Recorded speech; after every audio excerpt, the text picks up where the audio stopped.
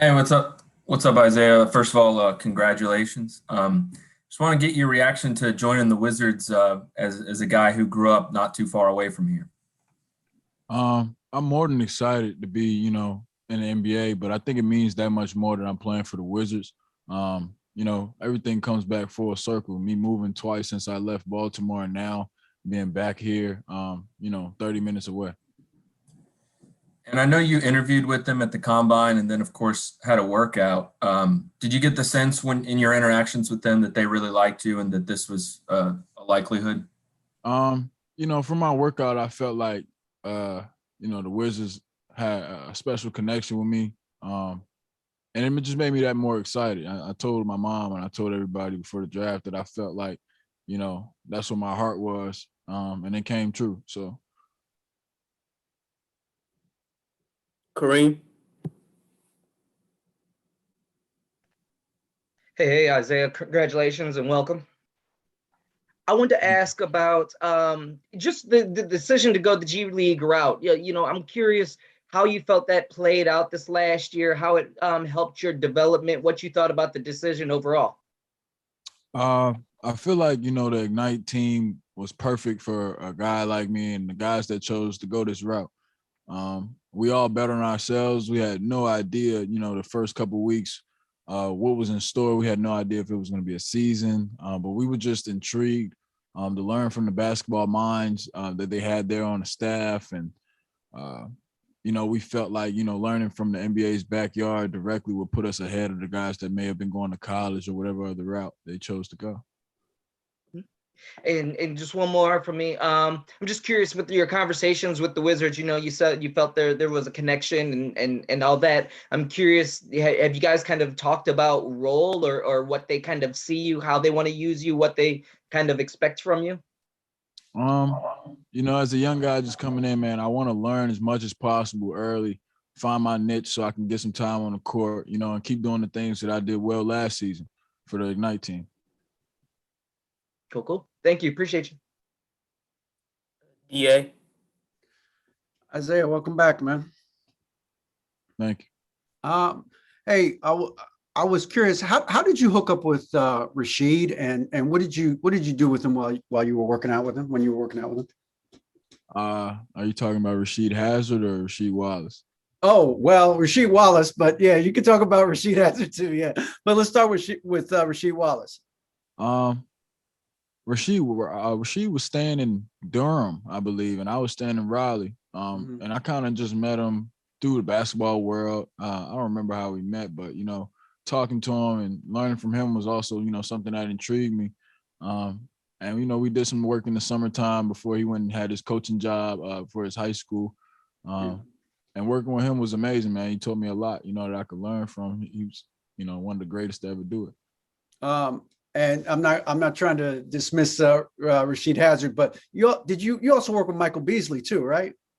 Yep. I worked with Michael Beasley, pretty much the last 2 summers, not including this summer. But playing against him every day is like iron sharpening iron, man. Like he's one of the best one-on-one players I've ever seen play ever.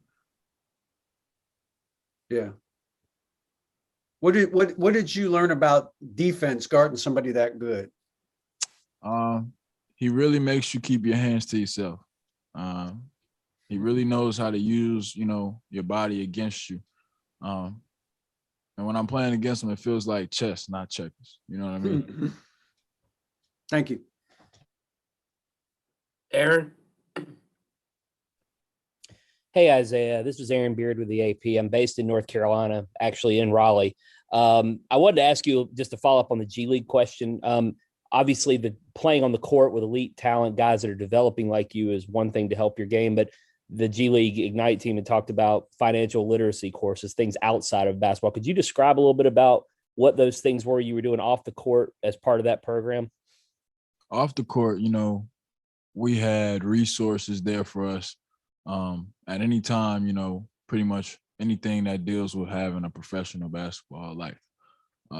They taught us how to, from handling money all the way to saying no to family members, all the way to living on our own and, what to fuel our bodies.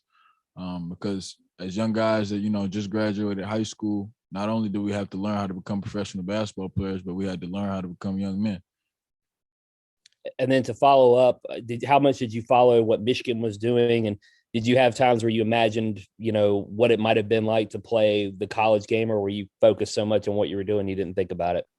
I'm still a Michigan man.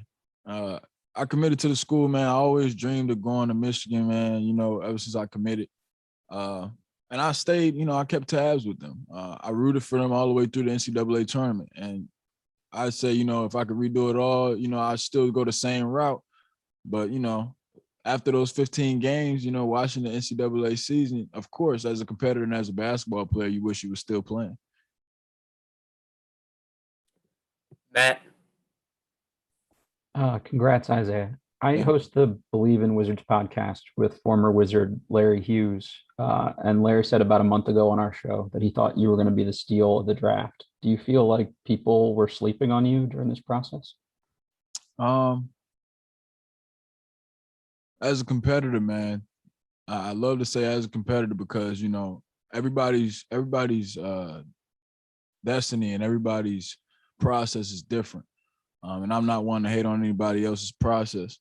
But as a competitor, I feel like, I belong, just as high as anybody else in this draft. And I'm using that as motivation going into the season and going into my career. Good luck. Thanks. Chase. Yeah, Isaiah, you shot the ball well from 3 in the G League bubble.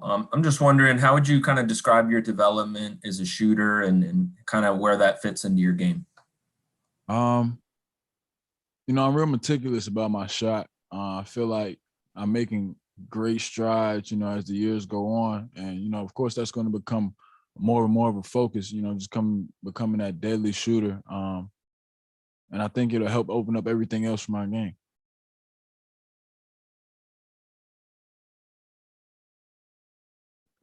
Yeah, you had another one? Okay. Aaron? Isaiah, one more question about the G League development you made. How much of a value was it in playing against older guys that are in the G League or having those veteran guys on your team, as opposed to maybe what you would have been playing in college where it's everybody your age and it's a very different experience? I say it pushes you to make less mistakes. It pushes you to cut down on those mental lapses. Whereas though, you play college and high school basketball, you can have a few more mental lapses and mistakes and still, have a great game and still pull it off. Whether, you started or whether you're coming off the bench in high school. But, in this next level, you can't really make too many mistakes. You can't have too many mental lapses because the guys you're playing against are older, smarter, and stronger, and they capitalize on everything that they can. Brooks? Hi, Isaiah. Brooks Warren from the Sports Post. Nice to meet you, man. I was just curious just about you. You grew up in parts of Baltimore and you went everywhere else around the country, but I was just curious about the development that you got here in the city of Baltimore and the people that impacted you the most growing up here, basketball wise, as a man wise, and just the impact that the city had on you growing up. There was a lot of guys, man. I was like the village boy, but if I had to, pinpoint 2 guys that really stand out to me in my life, I say Gerald Stokes and Eugene Ayers. They were 2 guys. Eugene was picking me up every day and taking me to practice because I didn't have a ride.